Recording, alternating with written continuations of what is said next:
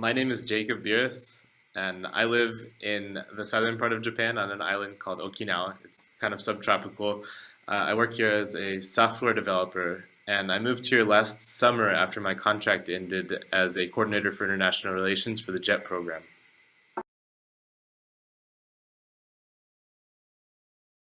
So I initially started learning Japanese because I was already confident in my Spanish abilities. I'd been studying for a couple of years, and I got to a point where I could speak without any issues.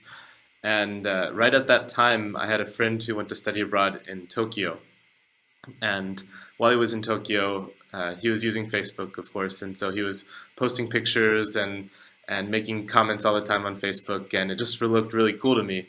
And so I decided that I wanted to start learning as well. And so after taking a beginner course and learning a little bit of hiragana and katakana, I was just hooked after that.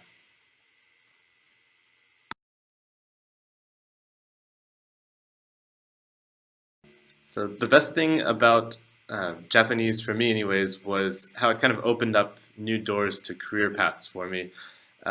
When I was studying mechanical engineering in school, it kind of appeared to me like my only options were petroleum companies or agriculture companies or defense contractors, and none of those were anywhere remotely close to my dream of working for a car company at the time. And so when I started learning Japanese, that actually gave me the opportunity to do an internship with Bosch, with a relatively large a car parts manufacturing company, and get my first foot in the door. And from there, I actually started to move in a direction that I wanted to go in. Second, it helped me realize that what you study outside of school is just as important as what you study inside of school. And so I did initially get my minor in Japanese, but then after that I went on to continue to study with my friends and to study on my own and to improve my Japanese in that way outside of school. And that's actually what led to the foundation of me getting my job as a coordinator for international relations with the JET program.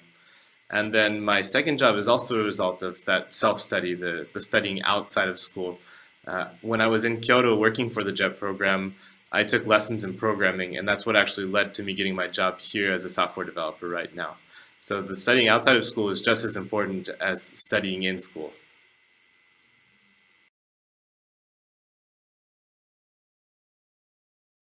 The most difficult thing about learning Japanese is definitely the kanji.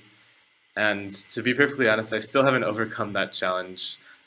For daily life, I can read about 90% of what I need. But as far as how much I can write, I don't think I could write more than 300 characters right now. But that doesn't really conflict with anything. I just don't need to. Um, but living here in Japan definitely helps you improve your Japanese.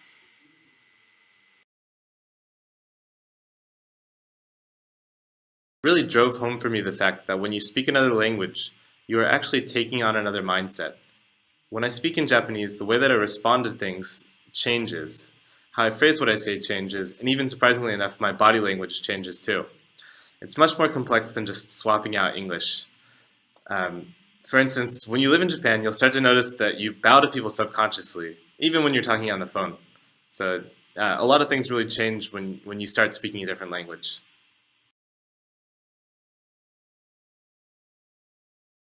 In my previous job, I was in charge of translation and interpretation at a town office, and I also occasionally did school visits in Japanese, so I spoke Japanese most of the time. In my current job as a software developer, I work in Japanese 100% of the time.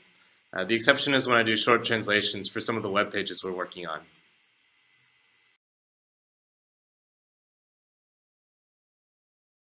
Enough my answer to this question. I'll say that I really enjoy learning Japanese, but there have also been frustrating parts to it.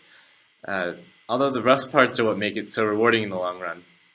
You'll struggle with things like the difference between wa and ga, which some of you may already be familiar with. But once you push past that, those things will feel like second nature, and you'll start to focus more on the fun parts of the language. If you're really serious about learning Japanese, then my first recommendation would be to self-study a bit. If you don't like learning hiragana, then it might not be right for you. Whereas if you love learning obscure kanji that nobody uses, obscure Chinese characters that nobody uses, then it may be perfect for you. My second recommendation is to learn about the culture. If you decide to study abroad to improve your language abilities, the only culture that speaks Japanese is Japan, so you'll be stuck with it.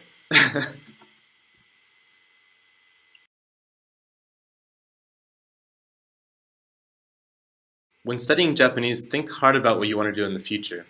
If you get the opportunity, please study abroad, and if possible, do it for a year. In the future, if you just want to learn Japanese for fun, that's great. But if you want to work for a few years, maybe consider being an English teacher in Japan for a bit. It's low stress and it's lots of fun. On the other hand, if you want to stay in Japan long term, I can't stress enough how important it is to have marketable skills like business or engineering or maybe a high level education degree. Also, keep in mind that the more Japanese you know, the easier it'll be to get a job. In closing, no matter what you're looking to get out of Japanese, make sure that you enjoy it. Learning a new language is about expanding your horizons, meeting new people, and trying new things. Approach it with an open mind, and I'm sure that you'll be successful.